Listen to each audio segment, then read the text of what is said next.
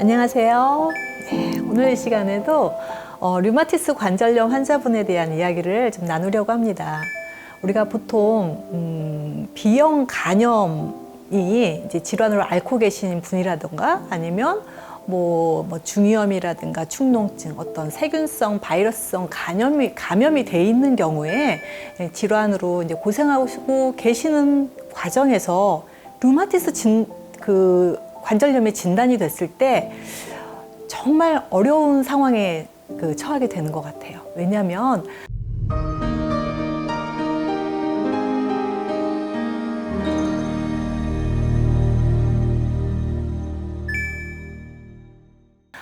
B형 간염 바이러스의 간염이 있으신 분들은 아무래도 면역 관리가 굉장히 중요하잖아요. 그래서 그 면역 관리를 내가 면역을 얼마나 잘 상상을 시켜서 이 B형 간염을 확산시키지 않고 정지시키느냐가 이게 관건인데, 류마티스 관절염은 자가 면역 질환으로 그 질환을 치료하는 약물 자체가 면역을 억제를 시켜야 되거든요. 완전히 상충되는 거죠. 그래서 B형 간염이 있으신 분들은 병원에서도 아무래도 면역 억제제나 스테로이드 이런 것들을 처방하실 때 좀 주저하실 수밖에 없고, 또 약물 자체가 굉장히 간독성이나 신장에도 무리가 가기 때문에 아무래도 굉장히 힘든 그 결정을 하셔야 되는 상황인 것 같아요. 지금 오늘 제가 소개시켜 드릴 이 환자분도 B형 간염 활동성이셨던 분이에요. 그런데 작년에 진단을 받으신 거예요. 그러니까 작년 한 10월쯤부터 몸이 조금씩 안 좋아지신다고 생각을 하셔서 작년 말에 확진을 받으셨는데, 이분의 고민을 쭉 들어보다 보니 B형 간염도 어머님으로부터 또 부모님이 또 류마티스를 다 앓고 계셨고, 이래서 류마티스 관절염에 대한 그 공포감도 굉장히 크셨던 선생님이셨던 것 같거든요. 그래서 이분의 사례를 좀 나누면서 지금 현재 어떻게 생활하고 계시는지에 대해서 말씀을 드리려고 해요. 그리고 며칠 전에 저한테 이렇게 메시지를 보내주셨는데 너무나 마음에 저도 좀 감동적인 메시지를 보내주셔서 여러분들과 함께 공유했으면 좋겠습니다. 우선 처음 한 2월 정도 됐던 것 같아요. 분께서는 이제 남자분이시고요. 체구도 굉장히 건장하신 분이세요. 아까 말씀드렸다시피 작년 겨울에 2021년 11월에 진단을 받으셨어요. 네, 이분의 사연을 쭉 들어보면 우선은 이제 손목은 손목이 저리고 쑤시다고 하셨고요. 손가락도 양손가락 주먹을 쥐었다 펴기가 불편하고 또 조금 아프고 전체적으로도 아프다고 하셨어요. 무릎은 오른쪽 무릎이 더 아프고 계단 오르내리기가 불편하다. 그리고 양발은 발목 아래 발가락 전체적으로 찌릿거리거나 쑤시는 증상이 있다라고 말씀을 해주셨고요. 그리고 또 B형 간염 때문에 그러신 건지 신장이나 간에 석회화가 진행이 되고 있는 상태여서 신장 기능도 좀 신장 여과율이 좀 떨어져 있는 상태였습니다. 그리고 이제 석회화는 한 5, 6년 전에 진단을 받으셨다고 하시더라고요. 우선 첫 번째 간염은 목의 간염이고 류마티스는 어머니 유전인 것 같습니다. 어머님께서 류마티스 관절염으로 엄청 많은 약을 드시고 간경화로 이른 나이에 돌아가셨습니다. 그래서 지금 제가 걱정이 태산입니다. 사실 어머님이 돌아가셨던 그 나이와 지금 이 선생님의 나이가 50대 후반이시거든요. 네, 같은 나이인 것 같아요. 그래서 더 좀 불안한 마음이 있으신 것 같습니다. 제가 발이 찌릿 시작한 거는 2020년 12월, 그 이후 많은 병원 검사 후에 2021년 11월에야 류마티스 관절염 진단을 받았습니다. 진단을 받은 후 병원약은 먹지 않고 유튜브 등을 통해서 현미, 채식으로 식사를 해왔으며 친절한 양약사 유튜브를 통해서 영양제를 여기저기 또 수소문해서 드시고 계셨다고 합니다. 이런 이제 메시지를 보내주셨는데, 저도 지금 이런 경우가 되게 자주 있는 일이거든요. 그러니까 어떤 항생제를 항상 복용하셔야 된다거나 항바이러스제를 드시는 분들이 류마티스에 진단받으셨을 때 정말 어떤 선택도 하기가 좀 어려운 상황인 거예요. 그래서 병원에서 약을 처방을 간단하게 받으셨더라고요. 뭐 대단히 많이 받으신 것도 아니고 간단하게 의사 선생님이 처방을 해줬었는데 그것도 지금 안 드시고 계시는 상황이라 이제 통증을 이겨내고 계시는 상황이셨어요. 그리고 이분께서 저에게 제가 이제 영양소를 처방을 해드리니까 굉장히 궁금한 게 많으셨어요. 간에는 혹시 무리가 안 되느냐, 그리고 간은 가장 걱정되는 부분이기 때문에.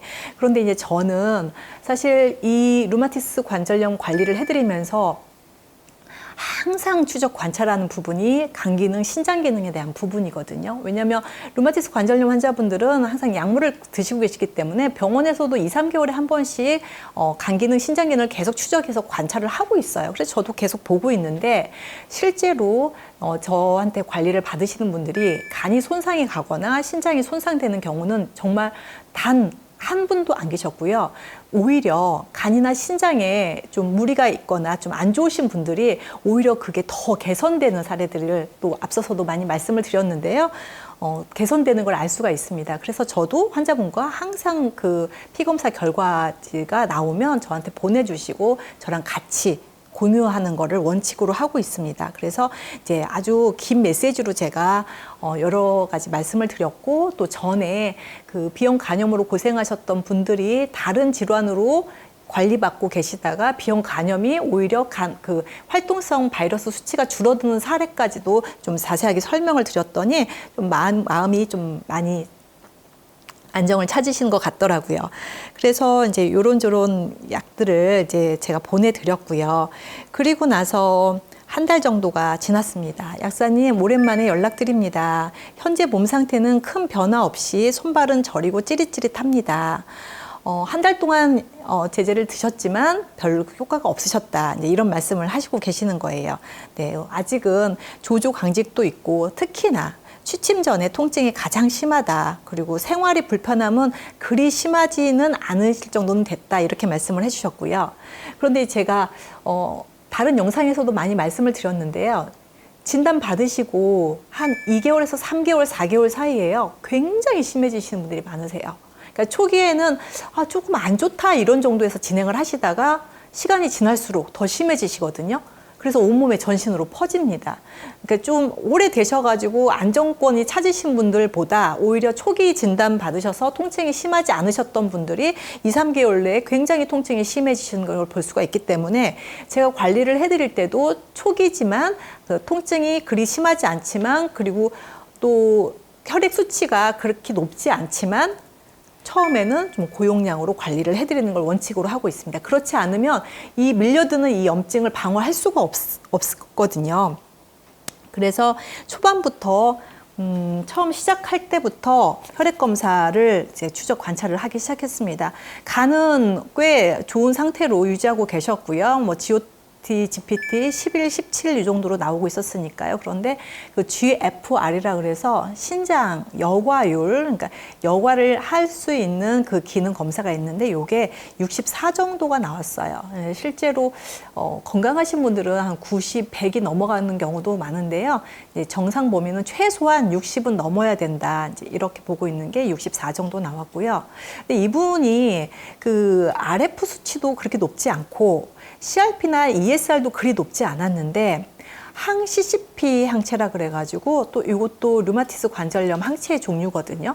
근데 요게 90.2가 처음에 진단 받으셨을 때 나왔고, 그리고 저랑 관리하기 시작했을 때도 103 정도가 나왔어요. 나머지 수치에 비해서는 이 수치는 굉장히 높게 지금 나와 있거든요. 그래서 우리 여러분들이 그 수치를 볼 때 뭐 ESR이나 CRP를 되게 굉장히 강조하면서 말씀을 드렸지만 ESR이나 CRP는 높지 않으면서 항체 수치만 높은 경우도 되게 많습니다. 그래서 좀 종합적으로 같이 봐야 될 필요가 있는 것 같아요.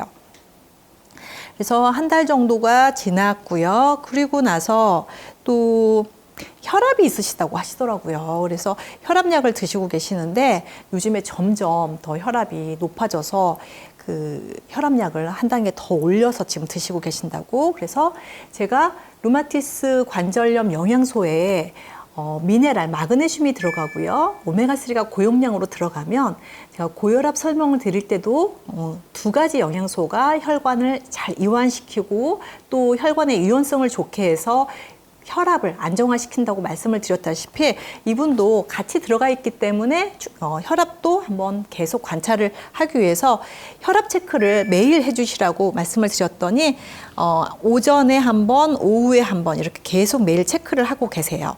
그리고 또 한 2달 정도가 지났습니다. 그리고 병원에 가셔서 검사를 하셨는데 작년에 검사하셨던 거하고 비교했을 때 심장 질환을 건강 위험도가 21%가 감소됐다고 하더라고요. 그래서 심장에 대한 혈관에 대한 심혈관 기능이 굉장히 좋아져서 심혈관 나이가 57세였었는데 이번에 53세로 4살이나 젊어지셨더라고요. 그래서 좋은 결과 또 봤고요. 그리고 검사를 하시다가 보니까 뭐 장상피 와생도 있으시고 식도염도 있으시고 그리고 석회화도 진행되고 굉장히 또 폐에도 어떤 결절이 있으시고 여러 가지 좀 진단명이 나왔습니다.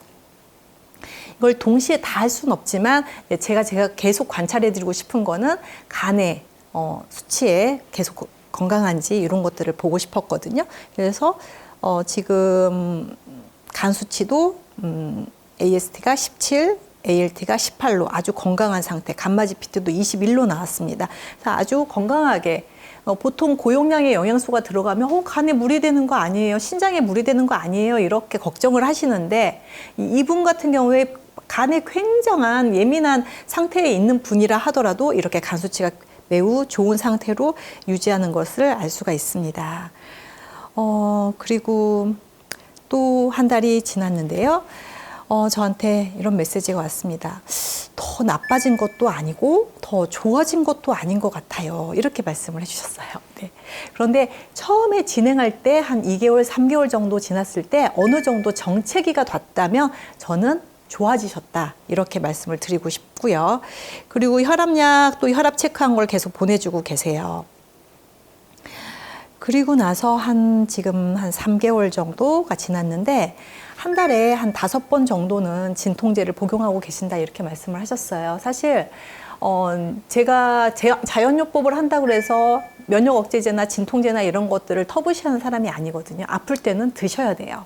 왜냐하면 그때 타이밍에 드시지 않으면 관절이 손상이 와버리거든. 그러면서 바로 변형이 오기 때문에 면역 억제제든 스테로이드든 진통제든 병원에서 처방해 주신 약을 무조건 안 드시고 싶어 하시는 분들 계시는데 그렇게 하지 마시고 아프시면 드시면서 또 영양소요법 같이 관리하시다 보면은 또 진통제나 면역 억제를 줄일 수 있는 타이밍이 오거든요. 그래서 그거를 너무 안 드시고 싶어 하신다 이렇게 생각하지 마셨으면 좋겠어요. 근데 이제 이 선생님 같은 경우는 아무래도 간에 데미지가 오는 걸 이제 좀 싫어하시기 때문에 이렇게 약을 좀 되도록이면 안 드시려고 하시는 것 같습니다. 자, 그리고 한 4개월 정도가 지났습니다. 벌써 영양제를 먹은 일수가 116일 차입니다. 그러면 3, 40, 4개월 정도 됐죠. 네. 지금 증상은 손가락, 손목, 발가락, 발바닥, 발목, 무릎 등 늘 쑤시고 아프고요. 손가락, 손목, 무릎 등 마디마디가 갑자기 움직이면 뚝뚝뚝 기분 나쁘게 소리가 납니다. 이렇게 보내주셨어요. 그리고 그런데 너무 지금 신기한 건 뭐냐면 검사를 하셨는데 이 항시 CP 항체가 103이었거든요. 초기에. 그런데 네거티브 0.8로 나온 거예요.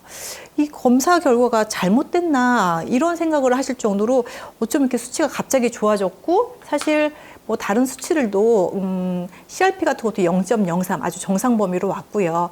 ESR 같은 경우도 3 정도니까 굉장히 좋은 수치로 지금 유지를 하고 있는데도 불구하고 약간 통증은 느껴지신다 이런 말씀을 하셨어요.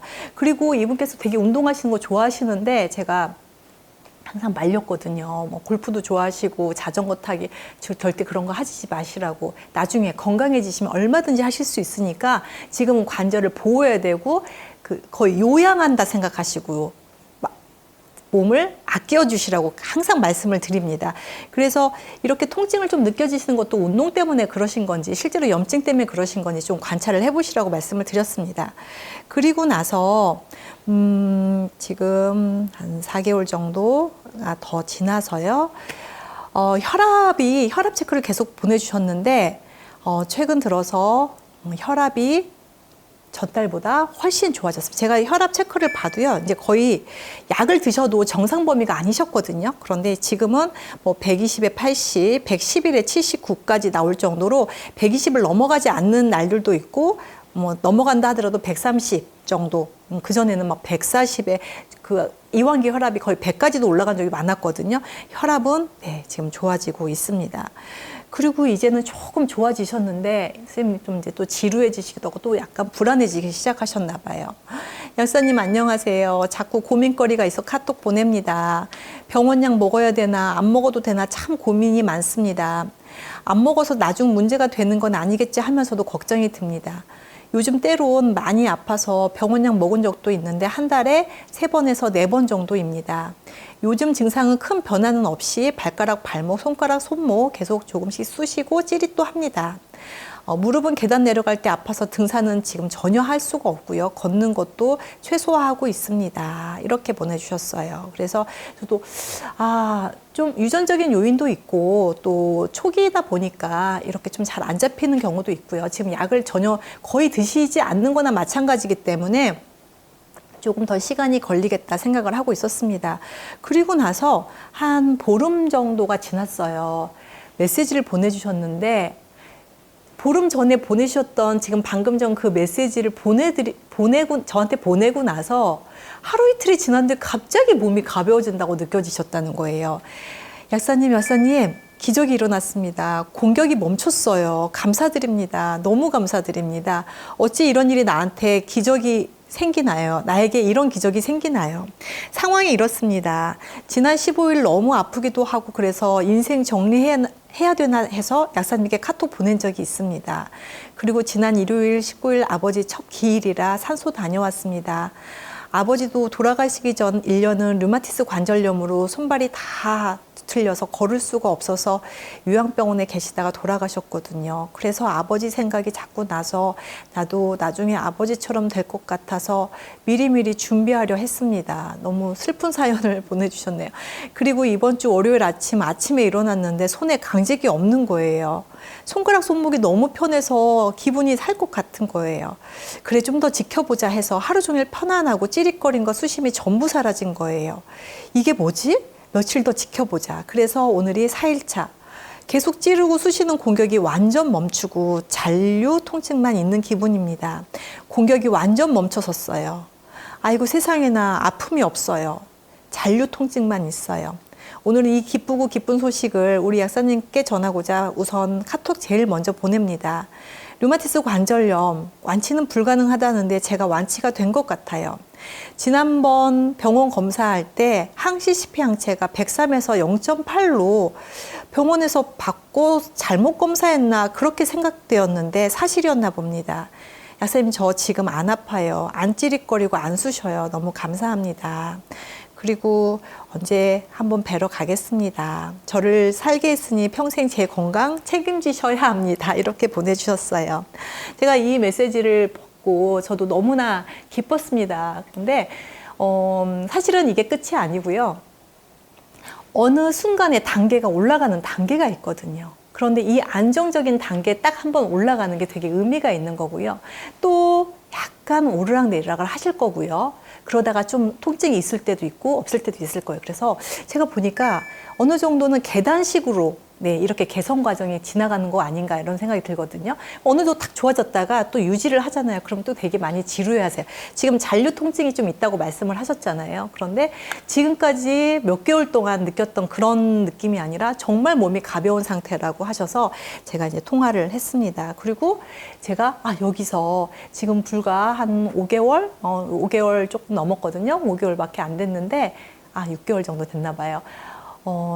이게 끝이 아닙니다. 그리고 앞으로 갈 길도 좀 멀고요. 지금 인자가 이미 있는 상태고 물론 항시 CP 항체가 지금 안정적으로 가고 있긴 하지만 또 스트레스 정도에 따라서 오르락내리락 할 수 있으니 지금부터도 더 열심히 관리를 잘 해주시기를 말씀을 드렸고 또 제가 며칠 후에 좀 어떠세요? 그랬더니 약간 조금씩 다시 아픈 증상이 있어요. 이렇게 말씀을 하시더라고요. 그래서 이럴 때일수록 정말 좋아졌다고 생각할 때일수록 몸을 정말 더 아끼고 사리고 네, 심하게 운동하지 마시고 자전거 이런 거 지금은 안 된다고 말씀을 드렸던 상황입니다.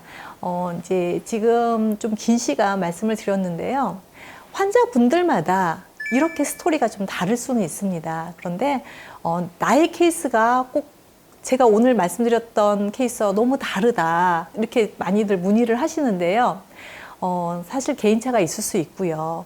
그런데 가장 중요한 거는 정말 마음을 편안하게 가지시고 스트레스를 가장 줄이는 게 이 치료에 가장 중요하다. 그리고 잘 쉬셔야 된다. 이런 말씀을 오늘 드리면서 좀 좋아지시고 그리고 앞으로도 계속 제가 관찰을 해드릴 거고요. 정말 이분이 완해되는 그 상황까지 제가 잘 관리해드려서 또 다음 영상을 준비해보도록 하겠습니다. 오늘 긴 시간 들어주셔서 너무 감사드리고요. 네, 여기서 마치도록 하겠습니다. 고맙습니다.